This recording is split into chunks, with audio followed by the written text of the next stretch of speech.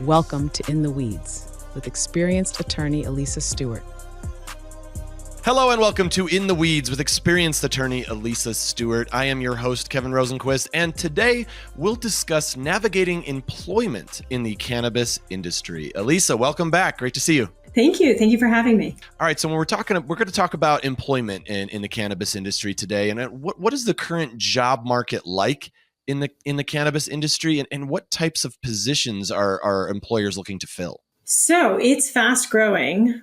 We have a company called Vankst, and what they do is employment staffing for cannabis businesses. And they put out a report every year, and they put out a report in 2024. And what they told us is that the cannabis industry currently is supporting nearly 500,000 jobs. And those are 500,000 full-time jobs.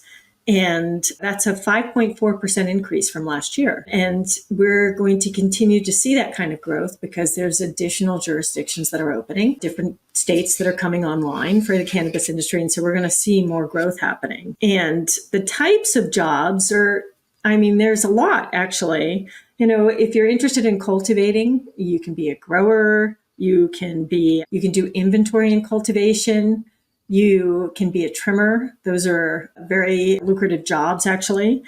You can work in retail dispensaries, and you can be a bud tender. You can do inventory within a dispensary. You can do sales. If you like extraction and processing, if you're more sciencey. If you are if you're interested in manufacturing or processing, you can do those types of jobs where you actually create the oil and extract oil from biomass, and you create all sorts of interesting products like vapes or what else am I thinking of? Shatter, things like that, mm-hmm. Right? You could be a compliance officer. Those are intense jobs. You have to stay up on regulatory changes and make sure you implement those changes into standard operating procedures and apply those across the company. You can be involved in marketing and sales. You can do distribution. You can be a delivery driver.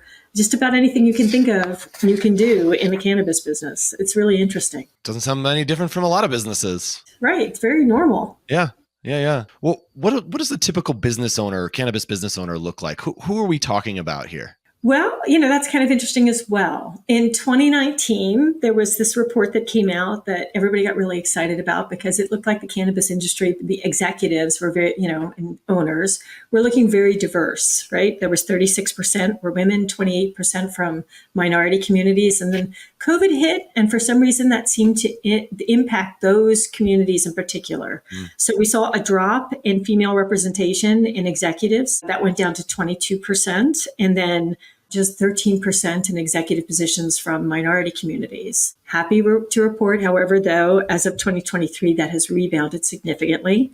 And now we're looking at 39% female participation in executive positions and 24% in minority positions. And I do think that is connected to equity programs that are very supported in certain jurisdictions. That's interesting that COVID it affected women and minorities so much more. That's really interesting.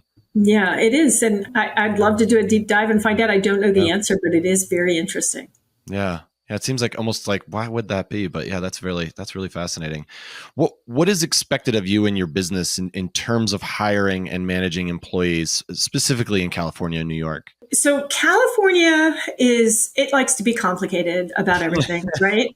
So, yeah, I've heard that. So the onboarding process alone, it almost requires like a master's degree, honestly. The number of documents you need to make sure you've had and had the employee review and sign is very complex.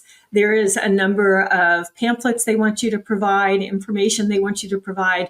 And I think most businesses are unaware of how complicated the onboarding process can be in California. And I spend a lot of time trying to simplify that process for people. And for anybody who creates apps, I would say an onboarding app would be amazing. For the most part, we're still dealing with hard copies in California, which is sad. And New York is a little less complicated in terms of their onboarding, but still there's requirements that you need to follow and make sure you're doing. Most jurisdictions require a background search. They want you to vet your employees. There's certain trainings that you have to have your employees engaged in. In California, as an example, you have to have, I believe it's 1 or 2 people in the organization who have engaged in OSHA training that's pretty complex, annual or biannual or every other 2 years, really, for sexual harassment training and things like that. New York is similar in that regard. So there's a lot of requirements that you need to participate in to bring employees into your company, and then to make sure they are appropriately trained and that you keep up on their training and record those trainings so that you can prove that you've done it when you have something go awry. Yeah. Right. So does it matter if you're like what type of company you are, if you're an LLC, if you're a corporation, et cetera? No, those requirements are going to be the same for you no matter what your formation is. So yeah, you have the same burdens basically. Okay. Got it. What unique legal considerations should cannabis employers be aware of when hiring and managing employees in California and New York? So one of the unique features that we have for cannabis employees specifically is that we're required, depending on what jurisdiction you're in, to do a background check. And now California has somewhat interesting and conflicting laws on this topic. So we have certain jurisdictions that require employees to pass their local police department's background checks and to get what's called a permit to be an employee in a cannabis business. But meanwhile, the state has these laws that you can't use certain background information to prevent you from hiring employees. So, trying to navigate that and to manage that in a way that minimizes the harm to the lawyer or to the company from being sued by an employee who feels like that they were not hired for some basis in their background that they believe is unlawful under California law. Trying to advise your clients about that, it can be very, very challenging. New York has similar conflicts but their industry, at least in the adult use, is still very new. And so we're really watching that develop and see, how those laws are going to impact one another as we start bringing on more and more employees into the cannabis industry there. I once worked for a background check company, and interesting work, right? It is really interesting because, there's so much that you don't really think about as far as just trying to navigate that world. And there's so much, the word compliance was just like constant. And yeah, you throw that into the cannabis industry as well. It's just another layer of you said burden earlier. It's kind of becomes more of more of a burden as well. Yes, it does. It is challenging. I wonder, we've talked on the show multiple times about the impending federal legality or legalization of cannabis. And I wonder how that'll affect the background check side of what people have to do. Do you have any indication on that? It's another interesting area. Like when they started to see a lot more legalization in the states for cannabis in various states, the DEA had a program where you could cultivate cannabis for the DEA, and you would have to go and get basically a permit to do that. And the requirement was that you could not have ever grown cannabis before in violation of the law. And so, of course, everybody who knows how to grow cannabis is in violation of the law, right? So find somebody who can do that, Who's right? never for it. And if that's an indicator of what we'll be seeing with federal legalization, I think it's going to be complicated. If the hemp rollout is any example of how complicated this can be, I doubt that they're going to do better with cannabis, honestly. Mm-hmm. I'd like to feel more confident about that, but I'm not at this moment. Do you get the sense that the people you work with are want it to be federally legal, or do you think they would rather just not have to deal with it? So, most, I think, people who touch the plant, businesses that touch the plant, want it to be legal. Yeah. Whereas businesses that don't, like extractor companies, as an example, they sell extraction machines in different states. And for them, there's 50 some markets, whatever the 3 territories that permit it, plus the 50 states, there's 50 some territories where they can sell their extraction equipment. And those extractors can't provide products to anybody across state lines. So for them, this is very beneficial, right? But for people touching the plant, it's not. They want it to be legal. That makes sense. Yeah, that does make sense. Yeah, if you're a dispensary that doesn't do any of the actual growing but sells it, would they still kind of fall into that? You said if they touch the plant, is that what you mean? Them too, would they want it to be federally legal, you think? They touch the plant. And yes, and they are the most tax Yeah. burdened of all the activities. So I don't know any dispensary who doesn't want it to be legal. How do state and federal regulations impact employee rights and workplace policies in the cannabis industry? It depends on what state you're in. The law changes from state to state and it changes federally, right? So there's sort of like what I like to talk about as sort of a floor of, employee protections at the federal level. And then states can provide more protection. And California has provided a lot of protection, which is why we have all these onboarding requirements, right? Because you're advising the employees of the rights that they have. And New York is less employee rights, but still very pro-employee nonetheless. And the federal government, sort of what's interesting is that there's the National Labor Board, right? And they impact unions, but how they can impact unions at the state level who do cannabis because they're federally based and can they even weigh in is a question right now. So that sort of nuance between federal agencies and what they can provide in terms of services to cannabis businesses, like you can't go into a bankruptcy court right now. Right? No cannabis business will be able to go to a bankruptcy court until it's federally legal. So there are certain things that we just don't have access to that the federal laws provide sort of as remedies or services that aren't available. And then there's state remedies, but they're quite limited because there is no state bankruptcy process, right? So there's, there's pros, there's benefits, and there's definitely cons, right? I'm not as concerned with the federal employee rights because, like I said, they provide a floor. I think everybody knows, as one example, that the federal their minimum wage is quite low. Mm-hmm. I mean, is it like $7.50? Something terrible, right? Something really low, yeah. And in other states, it's much higher, $15. In certain local jurisdictions here in California, it's even higher than that. Right. So the feds really provide sort of a floor basis, and then states typically provide more. So, and I think we'll continue to see that, even with legalization. I was actually going to ask you about the labor relations and unionization efforts and how what kind of challenges cannabis employers face when it comes to that.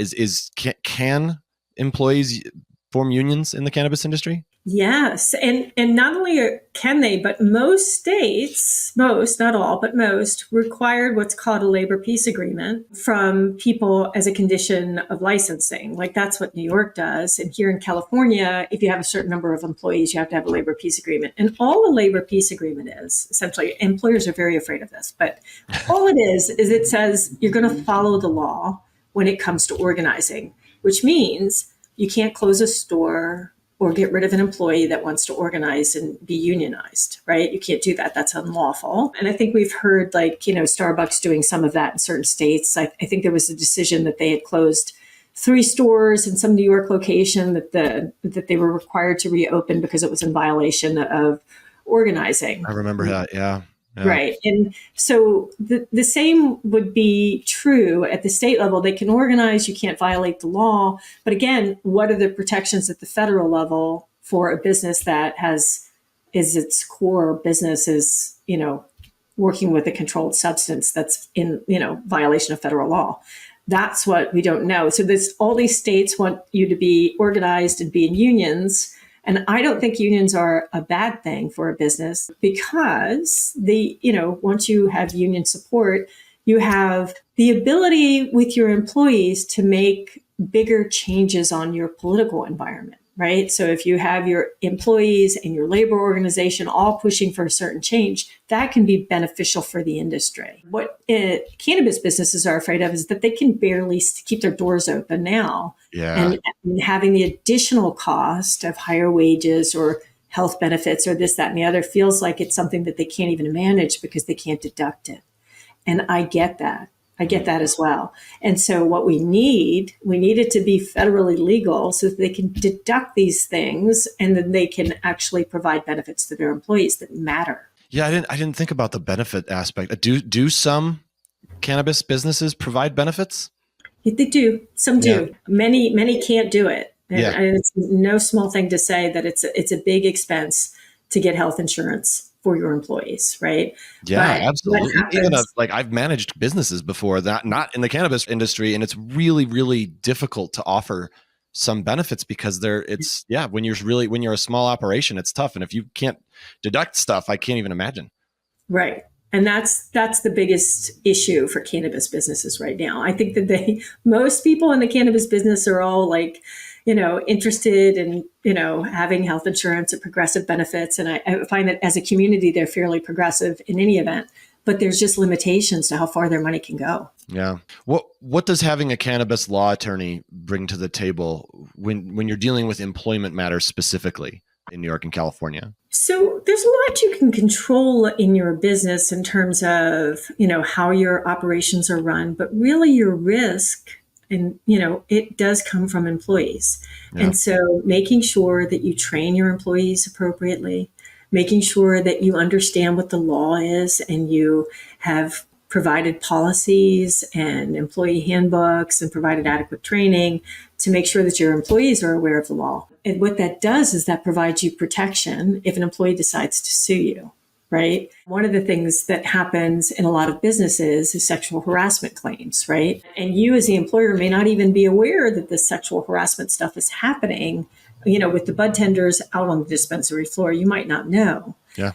But if you have trained your employees and you have put together a reporting process for these types of claims, you'll be made aware of it sooner and you'll be able to address it appropriately, right? And so what attorneys do for businesses is they minimize the risk of harm.